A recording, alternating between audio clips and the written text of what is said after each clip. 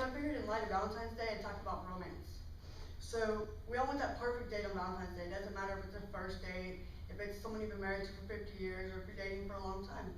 The fact is, you want it to be perfect, and it can make or break your day. Now, see, here's the thing. Flubbing up is just a fact of life for us.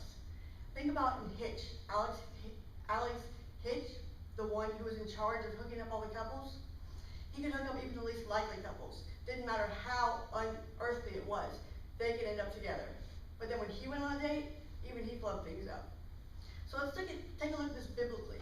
If you look back at Hosea, the ultimate person who can flub up a relationship is his wife Gomer. Now see, Gomer, well, how do we put this? God had given Hosea some seemingly odd instructions. Gomer was a prostitute, and God instructed Hosea, to marry Gomer. So, being a good man of God, he followed what God told him, not really knowing why, but that's what he did. So he sat by and he watched his wife Gomer go out with all these guys playing pretty woman, dealing herself out for one guy to the next, more money, more cars, bigger luxuries. But as time went on, things got worse for her. She would slowly settle down. She would lower herself for less men. Next thing she knew, she was in a Pinto and not knowing how to get her next meal. But you know what? He still loved her. He still loved her with all her heart. And while he was at home taking care of the kids with a broken heart, and she's out doing this, all he can think about is how much he wants her back, how much he loves her. She's flubbing it all up, and it doesn't matter to him. So he goes out and he looks for her, he pursues her. Man, I gotta tell you, pursuing her after all that, I would kill for that. Think about it. I mean, you do all that, and somebody's still going after you, somebody's still trying to love you. Well, guess what? We have that. We really do. God is that for us. He wants that. No matter how much we flub it up, God wants that. See, so here's the deal. No matter how much we hurt God, God is still there. We flub it up, we hurt him, he's still there. Look at Hosea 2:5. It says, "For the mother has played the harlot. She who conceived him has acted shamefully. For she said, I will go after my lovers, who give me my bread and my water, my wool and my flax, my oil and my drink." You can see here Hosea is really, really hurt, as any man would be. The fact is, he has to buy and watch Gomer over and over, and it just had his heart broken more and more. Now, the Israelites were just like this. They continually did this to God. They would go and they would have false idols. They'd get close to God. God would have them, love them, take care of them, give them everything they needed, just like Hosea did for Gomer. And they would turn their backs for a better life. Well, guess what? We do that too. We're just as bad. You're thinking, well, these poor Israelites, they just keep doing bad stuff. Yeah, so do we though. We turn our backs for things like the 3 Ps. Purchases, power, and prestige. It doesn't matter who you are. The fact is, we've all fallen prey to it sometime in our life. So what happens here is that no matter what we do, no matter how much we flub it up again, that love factor shines through as God. He sees that he loves us and he puts up with the hurt. And then after he does that, he helps us. You see, in Hosea 2:6, we begin to see Hosea step in and begin to help, as God has instructed him to do. We begin to see God reflecting in Hosea's actions. Beginning with the least imposing action he tries to work with Gomer on. In other words, least restrictive environment, as they call it when you're in the mental health field. You start out and you try to make it as easy as possible to fix the situation. Well, that's what he did. You see, he said in 2:6, "Therefore, behold, I will hedge up her way with thorns, and I will build a wall against her, so that she cannot find her path." In other words, I'm going to make things really hard for her. I'm going to make her discontent. This is God helping him out. I'm going to make her discontent. No matter how many lovers she finds, no matter where she goes, they won't be good enough. They won't be what she's looking for. And she'll end up turning back to you. That's what our goal is. But it didn't happen that way. She kept going. She kept, flubbing things up more and more. Every time he turned around, she's with another man. He lost track of her. Hosea couldn't figure out where she was. It was so bad. But he had heard through the grapevine that things were getting worse for her. So then God took it up a notch, and Hosea followed. He said, "Therefore, in 2:9, I will take back my grain at harvest time, and my new wine in its season. I will also take away my wool and my flax to cover her nakedness." Now, with that, Hosea is saying that the provisions I've given her, everything I've given her all these days, and God's saying the same thing to the Israelites. Everything I've given you, I've provided everything for you. It's gone. Forget it. You're on your own, you're taking care of yourself, you're going to learn the hard way. You're thinking, wow, she's got to learn now, right? Come on, everything's gone. This is the time to go to God, right? No, Gomer's the ultimate flub up, remember?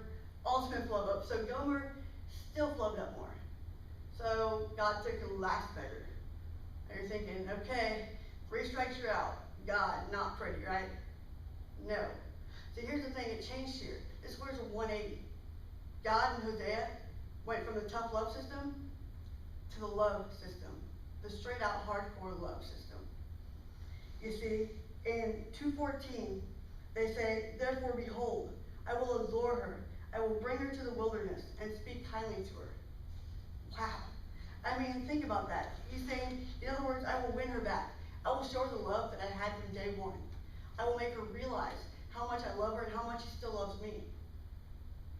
Wow. That's amazing. You know? It's kind of the same today with a husband who has a wife who's a compulsive shopper.